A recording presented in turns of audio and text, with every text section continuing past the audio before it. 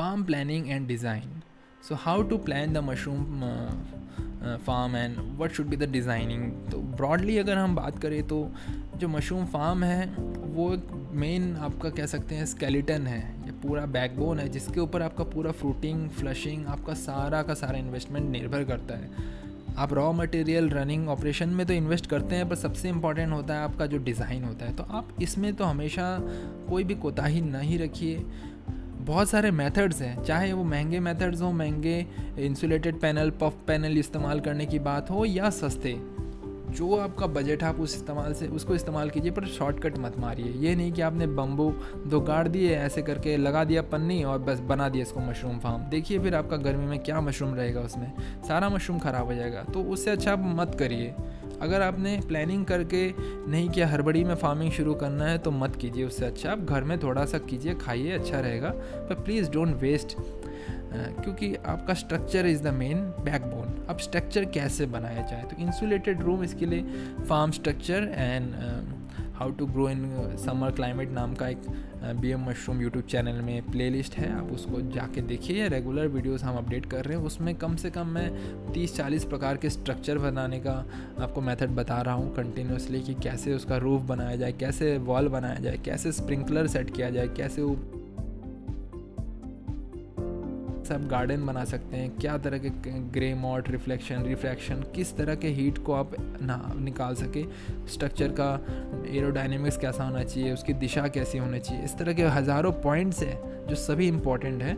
वो सब अगर आप जानेंगे तो आपका फार्मिंग बहुत अच्छा होगा, आपका एक्सटर्नल स्ट्रक्चर अच्छा होगा। इंटरनल स्ट्रक्चर की बात की जाए तो इंटरनल स्ट्रक्चर में अंदर के जो रोज़ है उसमें कम से कम 2 फीट की गैप रखिए, क्योंकि आपस में देखिए जो मशरूम के माइसीलियम है जब वो रन करते हैं बहुत सारा हीट जनरेट करते हैं, और हीट के साथ क्या होता है फिर थर्मोजेनेसिस होता है, आपस में एक दूसरे को इतना हीट करेंगे कि फिर माइसीलियम ही मरने लगेंगे या फ्रूटिंग अच्छी नहीं आएगी। तो आप गैप अच्छा रखिए, वॉल्यूम अच्छा इस्तेमाल करना है, हाइट ज़्यादा रखिए, भले रैक्स ज़्यादा बढ़ा दीजिए या रस्सियों में ज़्यादा हाइट तक आप बांधिए, पर हर एक बैग जब आप लटकाते भी हैं अगर रस्सी में तो उनके बीच थोड़ा गैप रखिए। ये स्पेशली ज़्यादा इंपॉर्टेंट हो जाता है जब आप गर्मी की सीज़न में करते हैं या अन सीज़न में फार्मिंग करते हैं। इवन दो अन सीजन में farming is a good thing, because आपको तब अच्छा रेट मिलता है, पर आपको टेक्निक पता होना चाहिए। इसलिए आप एक्सटर्नल एंड इंटरनल स्ट्रक्चर तो पहले प्लान करके अच्छे से फार्म बनाइए। Hygiene is again an important issue, क्योंकि बिना हाइजीन के तो आपका फार्म में अलग अलग पेस्ट डिजीज़ में आ जाएंगे और फिर आपका फार्मिंग रहेगा ही नहीं। तो आप बहुत साफ़ सुथरा मेंटेन करने के लिए पानी का लाइन रखिए, वहाँ पे कंटिन्यूस वाटर एक्सेस होना चाहिए, इलेक्ट्रिसिटी का सिस्टम होना चाहिए, क्योंकि अगर आप हाई एंड मशरूम उगा रहे हैं तो आपको एयर कंडीशनर्स जो होते हैं स्पेशल, या फिर जो भी कूलिंग कॉइल्स होते हैं या हीटिंग कॉइल होते हैं उसको लगातार चलाना है, स्प्रिंकलर है, तो इलेक्ट्रिसिटी का अच्छा बंदोबस्त रहना चाहिए, पानी का अच्छा एक्सेस रहना चाहिए, हाइजीन मेंटेन करना है ताकि आप समय समय पे क्लीन करें। तो ये सारे प्लानिंग पहले से होने चाहिए। Distance to market and connectivity, mushroom के फार्म से जब भी आपका प्रोडक्ट निकलेगा तो उसके आसपास रोड होने चाहिए, आपको ट्रांसपोर्ट का या खुद का साधन होना चाहिए ताकि आप उसको बहुत कम समय पे अपने मार्केट तक पहुंचाएं। आपका मार्केट टारगेट सेगमेंट आपको पता रहना चाहिए कहाँ है, उस हिसाब से अपना लोकेशन चुनिए कि आप कहाँ पे मशरूम का फार्म बनाएंगे ताकि आप कम से कम समय पे जल्दी से जल्दी मार्केट में अपना प्रोडक्ट पहुँचा सके।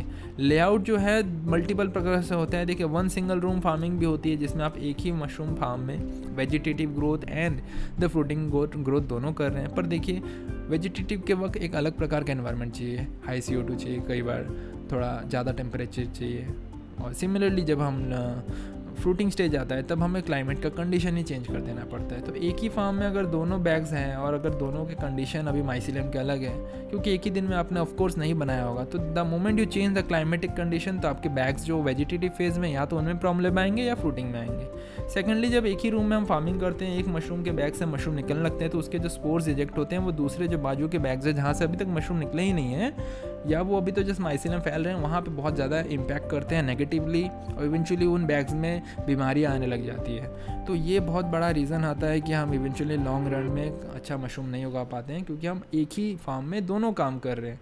हो सके तो, संभव हो तो प्लीज़ 2 अलग अलग रूम बनाइए, या फिर एक सिंगल इंक्यूबेशन रूम बनाइए, मल्टीपल फ्रूटिंग रूम बनाइए जहाँ पे आपका बैग यहाँ पे रहता है और यहाँ पे माइसीलियम जैसे ही फैल जाता है, मशरूम निकलने वाला है बट निकला नहीं, उस वक्त आप उसको फ्रूटिंग रूम में ले जाते हैं। अब एक और बात, इस रूम से जब आप फ्रूटिंग रूम में ले जाएंगे तो प्लीज़ ये ध्यान रखिए कि एयर से ज़्यादा कनेक्टिविटी ना हो, तो आप उसको इंसुलेट करके ले जाइए बैग्स में, वरना बाहर का एयर से बहुत सारे एक्सटर्नल जीवाणु फिर घुस जाएंगे।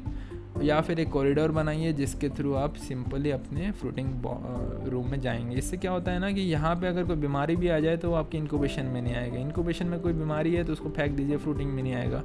काइंड ऑफ आइसोलेशन रहने से अच्छा रहता है। आप अपने हिसाब से 12 महीने फ्रूटिंग कर सकते हैं। आपके फ्रूटिंग रूम में लगातार मशरूम निकलते रहेंगे।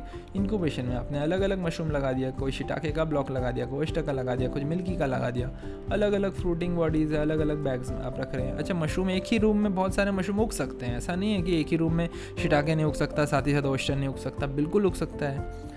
अब बात यह है कि उनके टेम्परेचर थोड़े आसपास तो होने चाहिए। अब ये नहीं कि आप बटन मशरूम ठंडी में उग रहा है और मिल्की मशरूम एक ही रूम में लगा दिया। टेम्परेचर लगभग अगर सेम है तो उग सकते हैं। They don't harm each other, but that depends on their stage of production. अगर वो फ्रूटिंग अवस्था में है तो वो इतने शक्तिशाली है कि there will not be much problem. But अगर वो वेजिटेटिव फेज़ में है तो काफ़ी कमज़ोर है। एक बच्चा क्या होता है, कमज़ोर होता है, इसलिए उसको हम टीका लगाते हैं, उसको अलग अलग वैक्सीन देते हैं, केयर करते हैं, क्योंकि उसमें तो अभी जस्ट माइसीलियम फैल रहा है, मशरूम तो अभी जस्ट ग्रो ही कर रहा है ना।